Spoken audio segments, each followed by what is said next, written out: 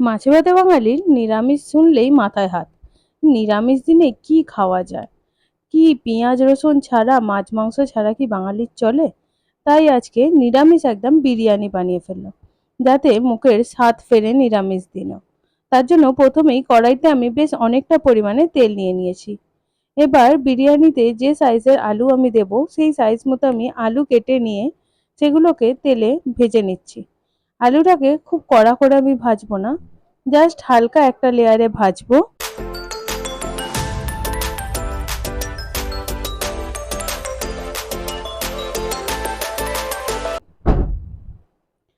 কড়াইয়ের মধ্যে সব আলুগুলো আমার দেওয়া হয়ে গেছে। এবার অল্প একটু ভেজেই আমি এগুলোকে তুলে নেব।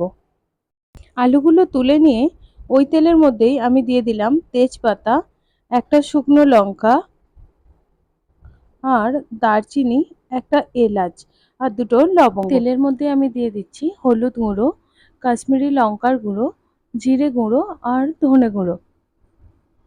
এই সময় গ্যাসের ফ্লেমটা একদম লোতে রাখতে হবে, না হলে মশলাগুলো পুড়ে যাবে। মশলাগুলো জাস্ট 2 থেকে 3 সেকেন্ড নাড়াচাড়া করে নিয়েই তার মধ্যে দিয়ে দিচ্ছি আদা আর কাঁচা লঙ্কা বাটা। এখানে আমি 1 ইঞ্চি আদার টুকরো নিয়েছি আর 4 থেকে 5টা কাঁচা লঙ্কা একসঙ্গে বেটে নিয়েছিলাম। এটাকে জাস্ট 10 থেকে 15 সেকেন্ড নাড়াচাড়া করে নিয়েই তার মধ্যে আমি কুচিয়ে রাখা টমেটোটা দিয়ে দেবো।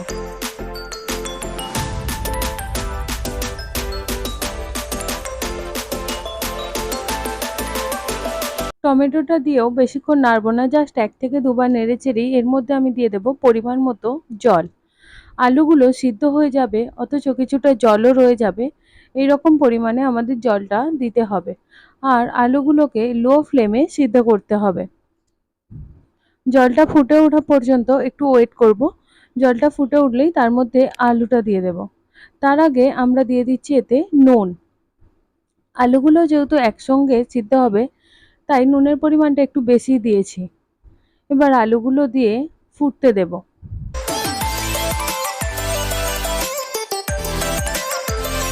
এটা ফুটতে শুরু করেছে। এটাকে ঢাকনা দিয়ে আমি গ্যাসের ফ্লেম লো করে 10 মিনিটের জন্য ফুটতে দিয়ে দিলাম। অন্যদিকে কড়াইতে জল বসিয়ে তার মধ্যে দিয়ে দিচ্ছি তেজপাতা, গোটা গরম মশলা, জিরে, মরিচ, সাদা তেল আর নুন। নুনের পরিমাণটা এখানেও একটু বেশি দেব, যাতে চালে একটু নুনের ভাব থাকে। আর দিয়ে দিলাম কিছুটা ঘি। এবার জলটা ফুটে ওঠা পর্যন্ত আমাদের অপেক্ষা করতে হবে। কিছুক্ষণ পরেই জলটা ফুটে উঠেছে। এর মধ্যে আমি আগে থেকে ভিজিয়ে রাখা বাসমতি চালটা দিয়ে দেব। চালটা আমি আধ ঘন্টা ভিজিয়ে রেখেছিলাম। 10 থেকে 15 মিনিট ফুটলেই দেখবেন এটা 80% কুক হয়ে গেছে। আমি এখানে একটা চাল দেখিয়ে দিচ্ছি। যখনই দেখবেন চালটা এরকম ভেঙে যাচ্ছে অথচ হাতে লেগে যাচ্ছে না, তখনই বুঝতে হবে এটা 80% কুক হয়ে গেছে। এবার আমি চালটা কড়াই থেকে তুলে নেব।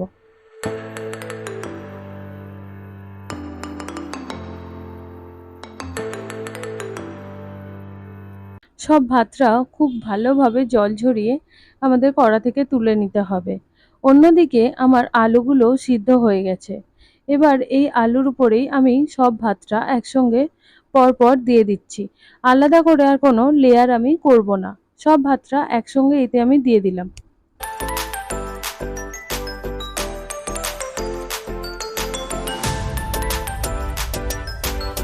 এবার এর মধ্যে আমি নুন দিয়ে দেব। ভাতে যেহেতু আগে থেকেই নুন দেওয়া আছে আর আলুর দমেও নুন দেওয়া আছে, তাই নুনটা চারিদিকে খুব ভালোভাবে স্প্রেড করে দিলেই আমরা নুনের সঠিক পরিমাণটা বুঝতে পারবো। এটা আমি চারিদিকে ছড়িয়ে দিলাম আর আমার নুনের পরিমাণটা একদম পারফেক্ট হয়েছিল। এরপর আমি ফুড কালার দিয়ে দিলাম। চাইলে আপনারা জাফরান ভেজানো দুধ বা জলও দিতে পারেন। এরপর দিয়ে দেব ঘি। ঘিটা আমার ঘরে তৈরি করা।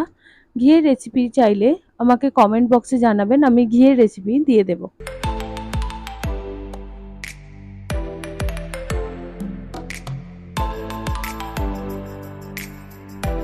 ঘিটা দিয়ে দিলাম কিছুটা পরিমাণ ধনেপাতা কুচি, আর দেব 1 চামচ গোলাপ জল, 1 চামচ কেওড়া জল আর মিঠা আতর।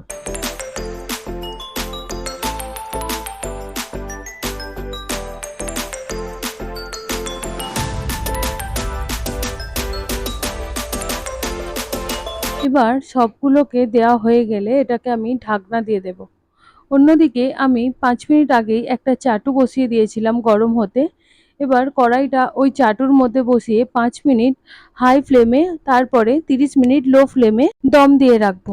ব্যাস 30 মিনিট পর রেডি হয়ে গেল একদম নিরামিষ আলু বিরিয়ানি। আর বিরিয়ানির টেস্ট হয়েছিল একদম দারুণ।